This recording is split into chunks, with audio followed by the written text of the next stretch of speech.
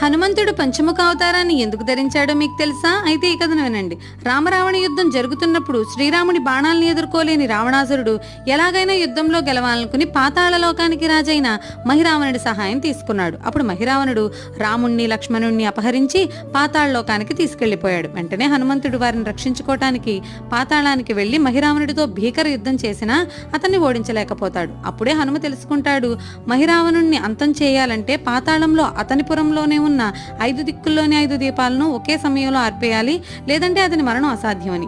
ఆ వెంటనే హనుమంతుడు తన శక్తులతో హనుమాన్, హైగ్రీవ, నరసింహ, గరుడ మరియు వరాహ ముఖాలతో కూడుకున్న శ్రీ పంచముఖ హనుమంతునిగా అవతరించి వాయువేగంతో 5 దిక్కుల్లో ఉన్న 5 దీపాలని ఏకకాలంలో ఆర్పివేసి మహిరావణుణ్ణి సంహరించాడు. హనుమ చేసిన ఈ వీరోచిత కార్యాన్ని చూసిన శ్రీరాముడు, హనుమా నీవెల్లప్పుడూ ప్రజలను అన్ని ఆపదల నుంచి రక్షించే శక్తి గల శ్రీ పంచముఖ హనుమంతునిగా పూజలందుకుంటావని వరమిచ్చాడు. జై శ్రీరామ్, జై హనుమాన్.